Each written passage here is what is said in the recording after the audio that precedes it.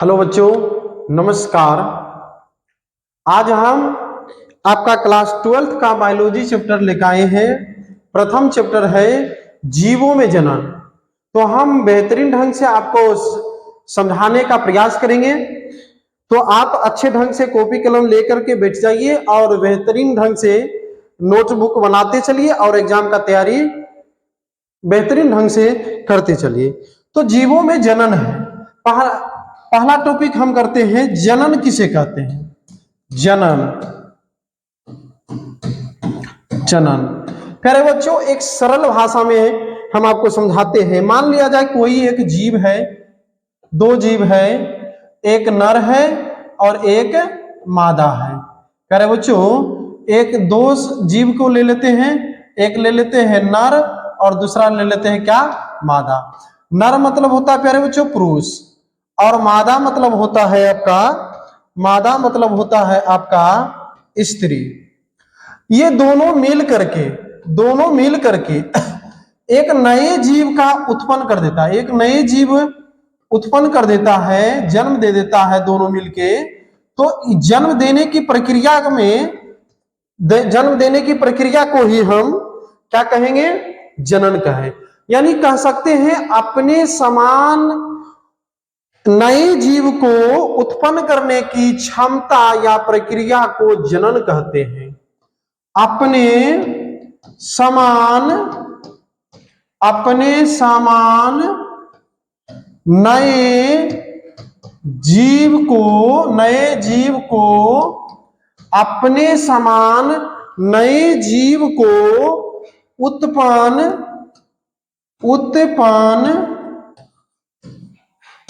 की क्षमता या प्रक्रिया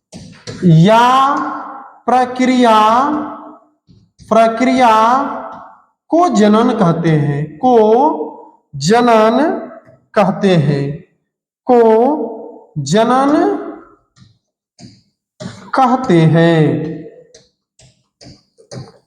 है बच्चों, जनन किसे कहते हैं? जब कोई जीव अपने समान नए जीव को उत्पत्ति करता है तो इस प्रक्रिया को हम कहते हैं जनन कहते हैं। अपने समान नए जीव को या नए संतान को उत्पत्ति करता है, उसी प्रक्रिया को हम क्या करते हैं, जनन कहते हैं। या कह सकते हैं आप, जैसे में कोई जीव है नर, एक जीव है नर है, ठीक, दूसरा जीव है प्यारे बच्चों मादा है। नर से बनता है प्यारे बच्चों नर युग्मक, और मादा से बनता है प्यारे बच्चों मादा युग्मक।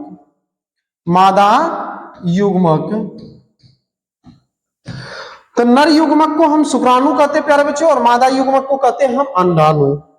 दोनों का मिलन होता है तो जायगोट बनता है, यानी कि निषेचन की प्रक्रिया होता है, जिसमें बनता है जायगोट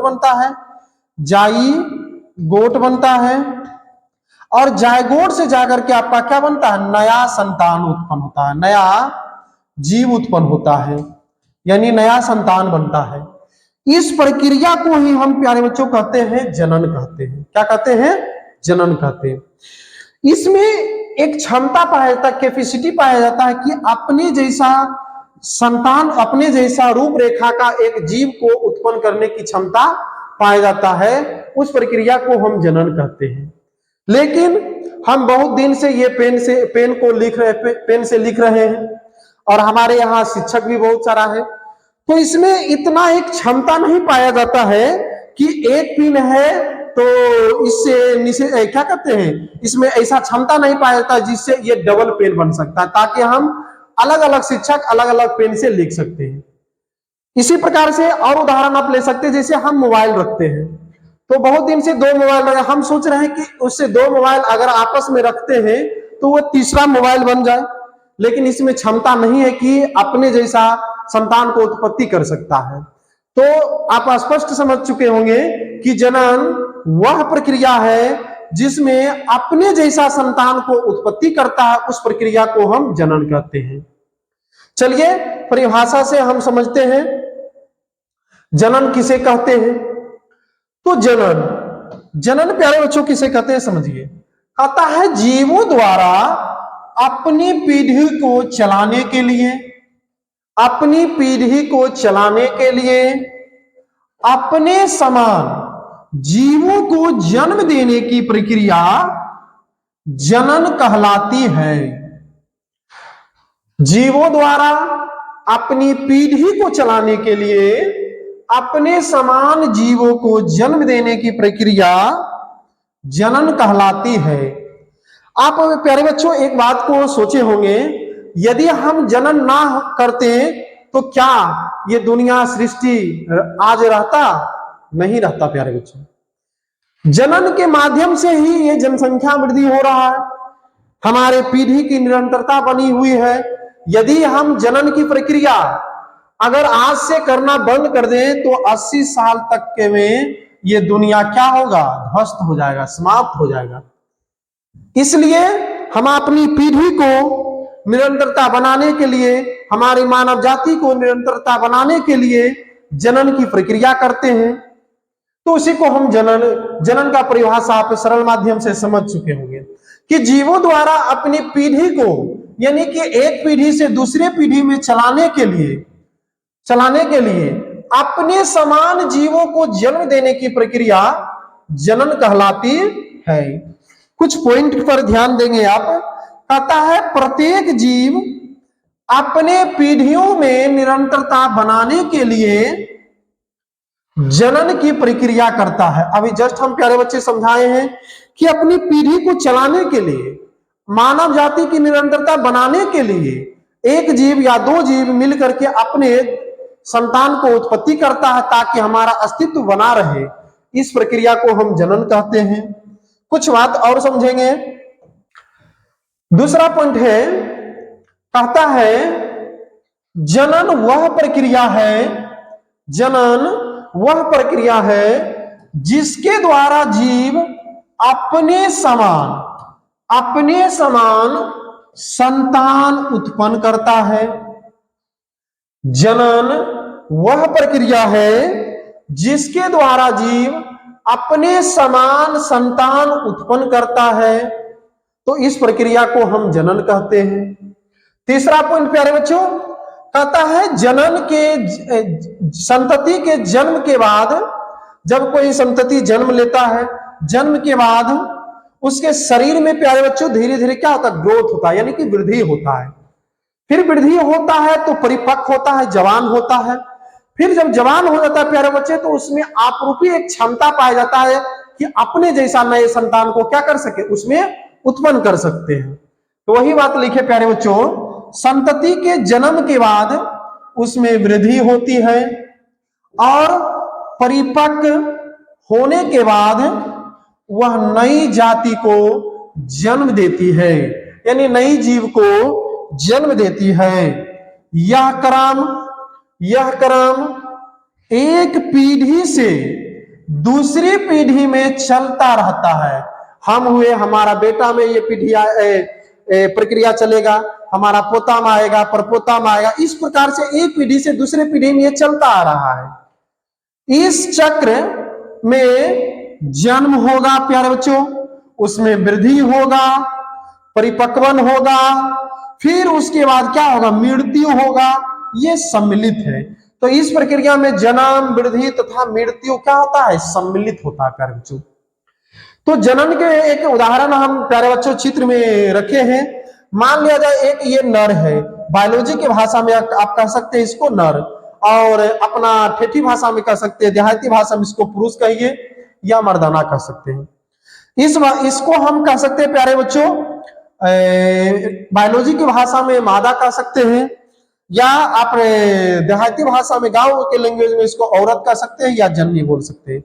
ये दोनों मिल करके निषेचन के उपरांत नर में बनता है प्यारे बच्चों इसमें नर युग्मक, और स्त्री में बनता है इसमें जाकर के मादा युग्मक। नर युग्मक को शुक्राणु बोला जाता है और मादा युग्मक को बोला जाता है अंडाणु। दोनों आपस में संयोग हो गया, निषेचन हुआ, निषेचन के उपरांत जायगोट बना, जायगोट से जाकर के नया संतान का उत्पत्ति हुआ।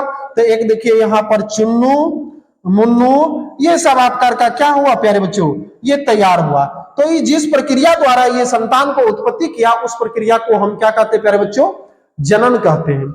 एक और उदाहरण है, एक देख लीजिए यहाँ पर है दादाजी, मान लीजिए ये दादी जी है, ये जो भी हो, ये अपने दोनों मिल करके नए संतान को उत्पत्ति किया, एक लड़की किया और एक लड़का किया। तो इस प्रक्रिया द्वारा, जिस प्रक्रिया द्वारा ये अपने जैसा संतान को उत्पत्ति किया, उस प्रक्रिया को है हम प्यारे बच्चों जनन कहते हैं। चलिए जीवन अवधि या जीवन काल या जीवन चक्र के बारे में समझते हैं। मान लिया जाए कोई जीव जन्म लिया, कोई जीव जन्म लिया, अभी जस्ट हम जनन के बारे में समझा रहे थे। कोई जीव मान लिया जाए जन्म लिया, किससे? दो जीव से, है एक नया संतति उत्पन्न हुआ। अब ये दोनों प्यारे बच्चों जन्म जब लेता है, मान लिया जाए कोई व्यक्ति जन्म लिया, क्या लिया प्यारे बच्चों? जन्म हुआ। तो जन्म हुआ तो उसमें क्या होगा आपका प्यारे बच्चों? वृद्धि होगा। उसमें पहले क्या होगा? इसमें ग्रोथ करेगा, यानी कि वृद्धि होगा। जब फिर वृद्धि हो जाएगा तो ये किशोरावस्था से किस अवस्था में? यौवनावस्था में आ जाता है। यौवनावस्था में,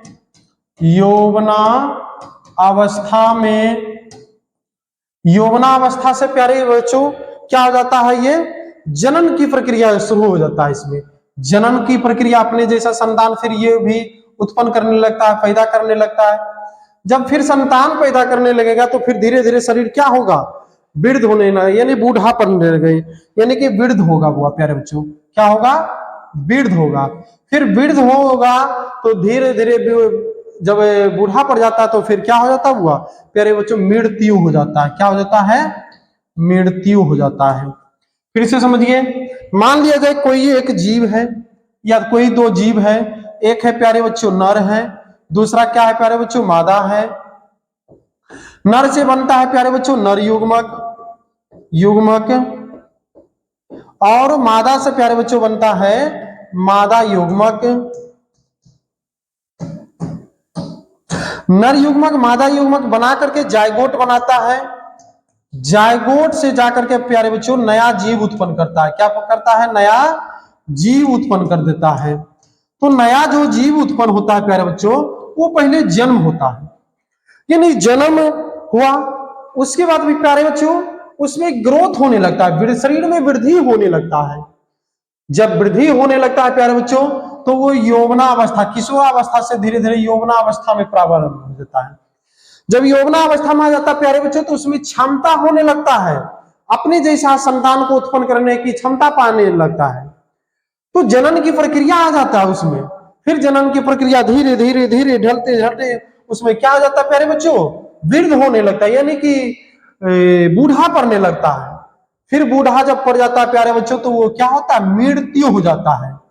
तो कह सकते हैं आप जीवन अवधि या जीवन काल या जीवन चक्र किसे कहते हैं कि जन्म से लेकर प्राकृतिक मृत्यु के समय को हम, प्यारे बच्चों समझिए पहले आराम से, कहता है जन्म से लेकर के प्राकृतिक मृत्यु तक के समय को हम जीवन अवधि कह सकते हैं या जीवन काल कह सकते हैं या जीवन चक्र कह सकते हैं। ये समझाने के लिए हम इस प्रकार से आपको बताए थे, इसलिए समझिए। यानी कि कह सकते हैं जन्म से लेकर के कहां तक? प्राकृतिक मृत्यु तक की समय को, काल को हम कहते हैं प्यारे बच्चों जीवन काल या जीवन अवधि या जीवन चक्र। मान लिया जाए कोई प्यारे बच्चों कोई व्यक्ति जन्म हुआ, उसमें वृद्धि हुआ, यौवनावस्था, वो बाइक चलाने लगा और जनन की प्रक्रिया यहां तक मान बीच में गया और अचानक कोई दुर्घटना, भगवान न करे किसी के साथ हो, और किसी के साथ मान लिया जाए अचानक दुर्घटना हो जाता है, तो उसका ये जीवन काल नहीं होगा। वो कब तक? ये तो दुर्घटना मानव जनित हुआ, लेकिन नहीं, जब प्राकृतिक मृत्यु अपने आप का मृत्यु होगा उस काल और जन्म के काल समय के बीच जो समय लगेगा, वो दोनों के बीच में जितना समय होगा उस समय को हम कहते हैं जीवन काल। ये जन्म हुआ और कोई एक्सीडेंट से मृत्यु होगा, तो ये दोनों के बीच में एक्सीडेंट के और जन्म के जो अंतराल है, समय है, उसको हम जीवन काल या जीवन अवधि या जीवन समय चक्र नहीं कहते हैं। चलिए कुछ परिभाषा से और हम समझते हैं। परिभाषा क्या है प्यारे बच्चों? देखिए हम परिभाषा से समझते हैं। कहता है जीवन अवधि या जीवन काल या जीवन चक्र। जीवन काल क्या है प्यारे बच्चों? जीवन काल। तो जीवन काल किसे कहते हैं इतनी समझा जाए। कहता है किसी जीवों का जन्म से लेकर, किसी जीवों का जन्म से लेकर उनके प्राकृतिक मृत्यु, किसी जीवों का जन्म से लेकर प्राकृतिक मृत्यु तक का समय जीवन अवधि या जीवन काल या जीवन चक्र कहते हैं। प्यारे बच्चों फिर से समझिए, जीवन काल किसे कहते हैं?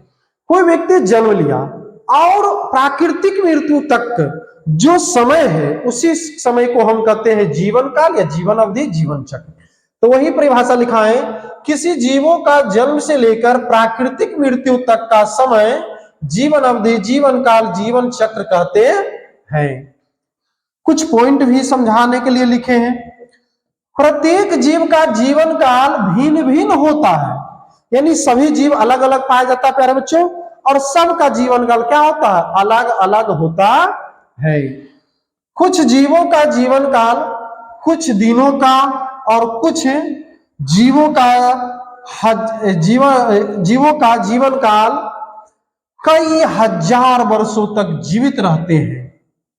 कुछ जीवों का जीवन काल कुछ दिनों का और कुछ जीव कई हजार वर्ष तक क्या रहते हैं प्यारे बच्चों? जीवित रहते हैं। कुछ और पॉइंट लिखे, जैसे मैं उदाहरण में समझाने के लिए हम लिखे थे कि तितली का जीवन काल प्यारे बच्चों कितना होता है? 1 से 2 सप्ताह है प्यारे बच्चों। तितली का जीवन काल होता है 1 से 2 सप्ताह। जैसे मैं तितली का चित्र भी हम यहाँ पर ला दिए हैं, देख लीजिए इसका कितना सप्ताह होता है जीवन काल प्यारे बच्चों? 1 से 2 सप्ताह, 1 से 2 सप्ताह। लेकिन जबकि सिकोया एक वृक्ष है प्यारे बच्चों, उसका जीवन काल 3000 से 4000 वर्षों तक होती है। तो सिकाया वृक्ष का हम चित्र भी लिख दिए। ये वृक्ष का जीवन काल होता है प्यारे बच्चों 3000 से 4000 के बीच भी होता है। कुछ और पॉइंट लिख करके हम समझाना चाह रहे हैं।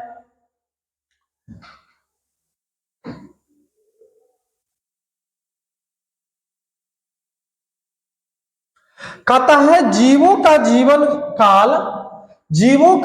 काल कितना भी क्यों ना हो, जीवों का जीवन काल, एक मिनट, जीवों का जीवन काल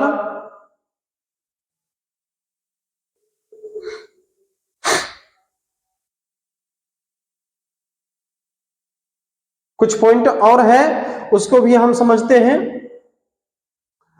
तो कहता है जीवों के जीवन अवधि का उनके आकार से कोई संबंध नहीं है।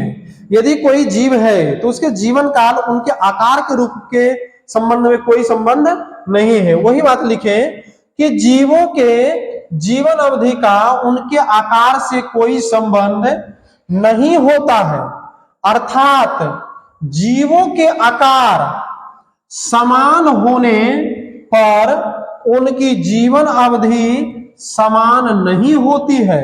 जैसे प्यारे बच्चों समझे होंगे कौवा और देखिए कबूतर, यहां पर हम देखिए कबूतर और कौवा दोनों का आकार सेम जैसा है, लेकिन जीवन काल, जीवन अवधि, जीवन चक्र अनेक अनेक प्रकार का है, दोनों का भिन्न है, अलग है।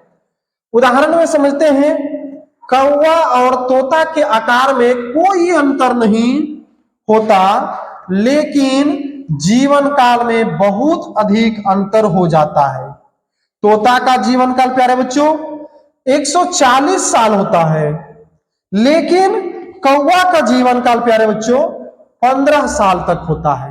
आकार प्यारे बच्चों देखिए समान है, लेकिन तोता का आयु रहता है 140 साल। उसी प्रकार से कौवा का हो गया, कितना साल तक रहता है प्यारे बच्चों?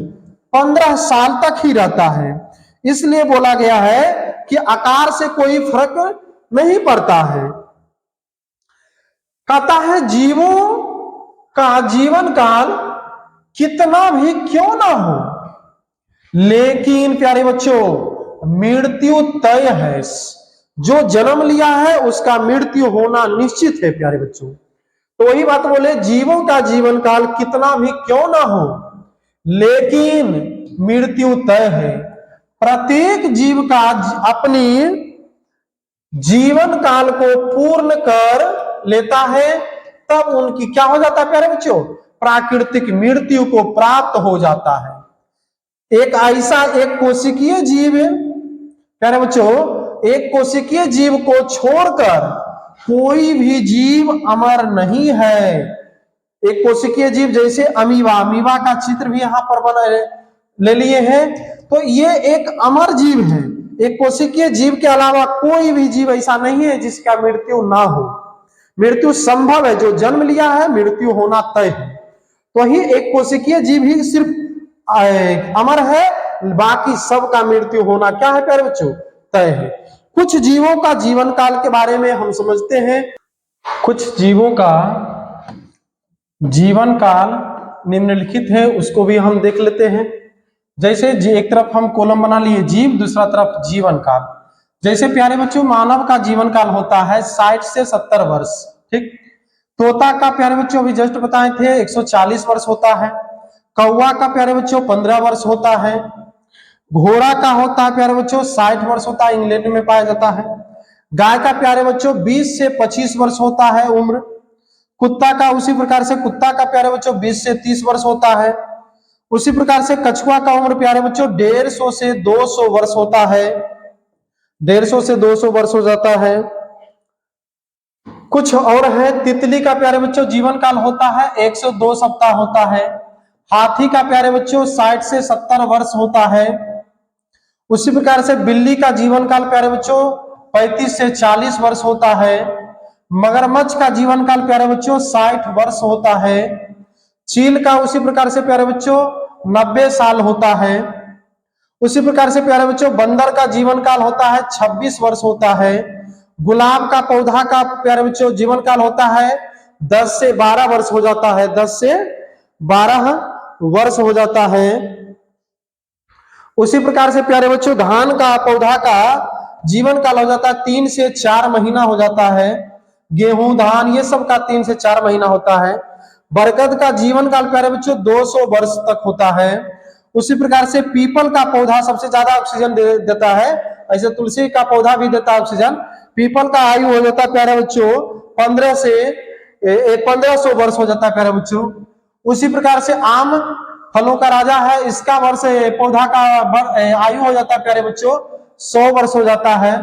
उसी प्रकार से जामुन प्यारे बच्चों, जामुन का वर्ष हो जाता है 60 वर्ष हो जाता है, वर्ष हो जाता है। तो ये कुछ पौधों के और कुछ जंतुओं का जीवन काल हमने देखे। अभी तक हमारे चैनल पे बने रहने के लिए आपको बहुत बहुत तहे दिल से धन्यवाद। और अभी तक हमारे चैनल को जो भी सब्सक्राइब नहीं किए हैं, चैनल को सब्सक्राइब कर लें, साथ ही लाइक और अपने दोस्तों के बीच शेयर करना ना भूलें।